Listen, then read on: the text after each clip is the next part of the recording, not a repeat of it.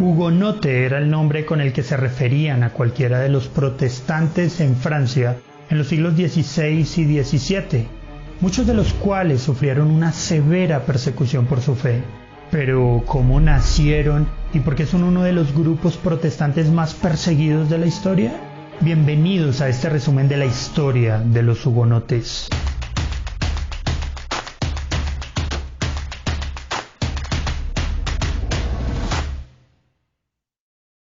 El origen del nombre hugonote es incierto, pero parece provenir de la palabra Aignos, derivada del alemán Eingenossen, que solía describir a los patriotas de Ginebra hostiles al duque de Saboya.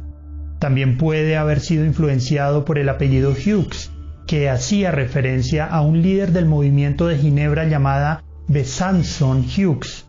Otra leyenda sugiere que se les llamó hugonotes porque se veían obligados a reunirse por la noche, y se corrió el rumor de que se reunían en honor de un fantasma llamado Leroy Huguet.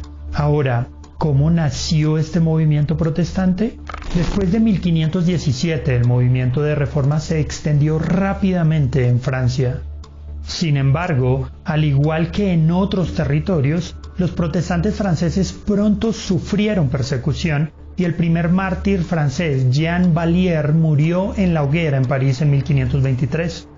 Las medidas estatales se redoblaron después del asunto de los carteles en 1534, cuando se encontraron letreros que atacaban la misa en las paredes de todo París e incluso en la puerta de la habitación del rey Francisco I. A partir de entonces, muchos protestantes franceses huyeron. Muchos fueron a Estrasburgo, donde Martín Bucero había organizado una iglesia reformada. El más famoso de estos exiliados hugonotes fue Juan Calvino, quien se fue a Basilea en 1534. Se cree que allí escribió su Institución de la religión cristiana. En 1538, Calvino visitó Estrasburgo por invitación de Bucero y organizó allí a la comunidad protestante de habla francesa. La primera comunidad hugonote en territorio francés se fundó en 1546, siguiendo el modelo de la comunidad de Estrasburgo. La iglesia hugonote en París fue fundada alrededor de 1555. Finalmente, la iglesia protestante en París convocó su primer sínodo en 1559, al que asistieron 72 representantes de todas las provincias del reino. Los representantes redactaron una confesión de fe que estuvo muy influenciada por las ideas de Calvino. El sínodo de 1559 fue también el comienzo de un notable aumento cuantitativo en el movimiento. En ese sínodo estuvieron representadas 15 iglesias. 2 años después, en 1561, el número fue de 2150, un aumento que puso a los hugonotes en el primer plano de la escena política francesa. La conjura de Amboise de marzo de 1560, formada por hugonotes con el objetivo de secuestrar al niño rey Francisco II, resultó en la muerte de los conspiradores, excepto Luis I de Borbón, príncipe de Condé. Pero los protestantes se habían vuelto tan poderosos que Gaspar de Coligny, su líder más famoso, protestó en la Asamblea de Notables en 1560 contra toda violación de la libertad de conciencia. El intento de paz fracasó después de que varios hugonotes que se reunían para adorar en un granero en Bassy fueron masacrados. Condé declaró que no había esperanza sino en Dios y en las armas. En 1562 los líderes hugonotes firmaron un manifiesto en el que declararon que fueron obligados a tomar las armas por la libertad de conciencia. Así comenzó un periodo de confusión y violencia en Francia, conocido como las guerras de religión. Un famoso incidente de este periodo fue la matanza del día de San Bartolomé.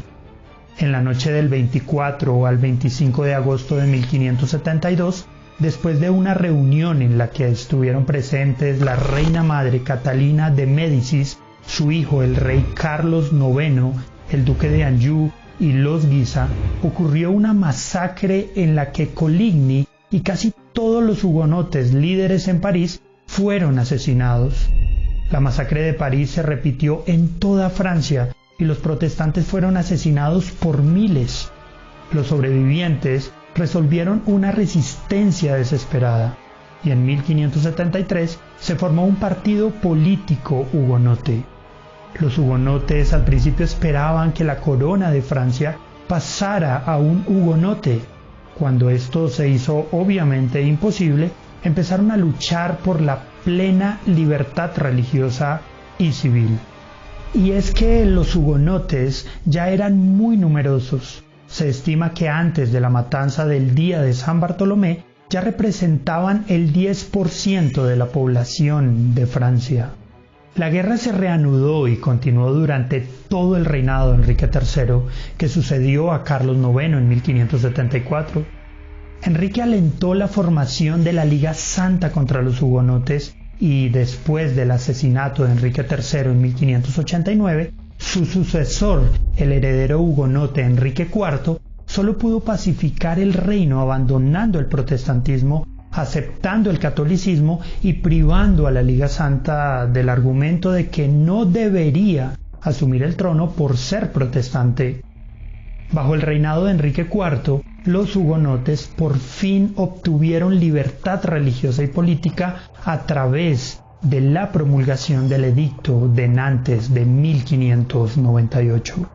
Sin embargo, las guerras civiles se reanudaron en la década de 1620 bajo el rey Luis XIII.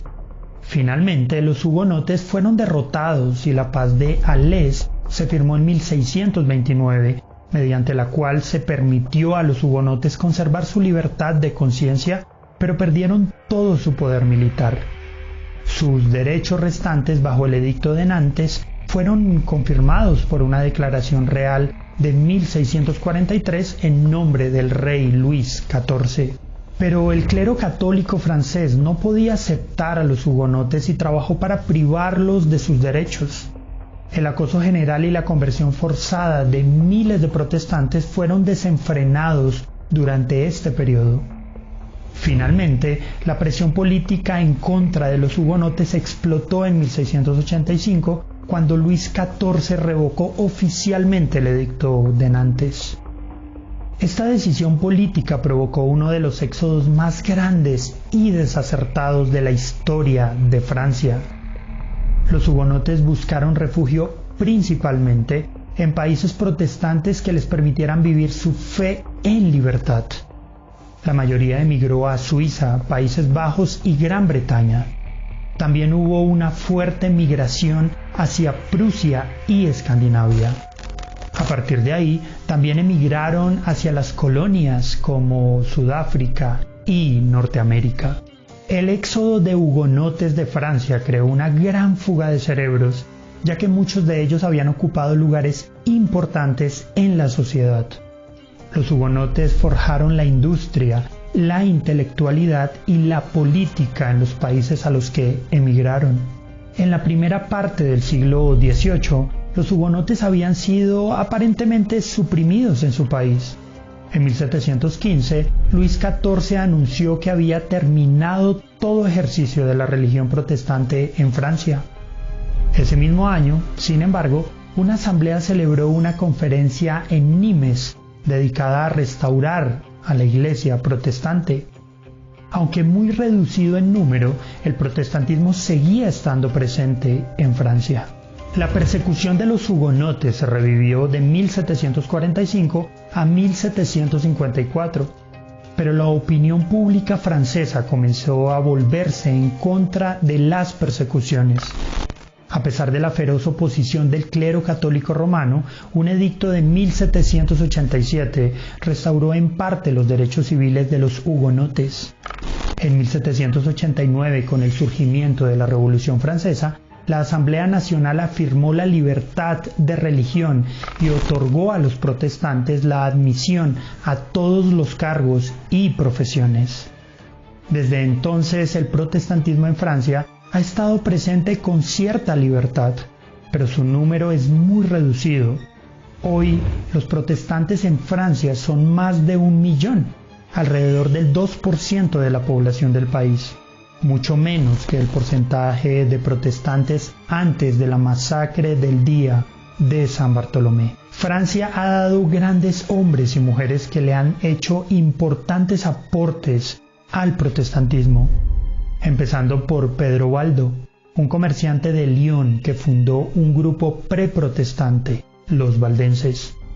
También Juan Calvino, Guillermo Farel, Pierre Viret y Teodoro de Beza, que fueron figuras centrales del periodo de la Reforma. En octubre de 1985, para conmemorar el tricentenario de la revocación del Edicto de Nantes, el presidente de Francia, François Mitterrand, anunció una disculpa formal a los descendientes de los hugonotes dispersos en todo el mundo. ¿Y tú qué piensas? ¿Conocías la historia de los hugonotes? ¿Qué crees que hubiera sucedido si Francia se hubiera convertido en una nación protestante? ¿De qué manera la persecución a nuestros hermanos en el pasado nos alienta hoy a la templanza y a la fe? Déjanos tu opinión en los comentarios, pero también suscríbete y activa la campanita para ver más videos como este.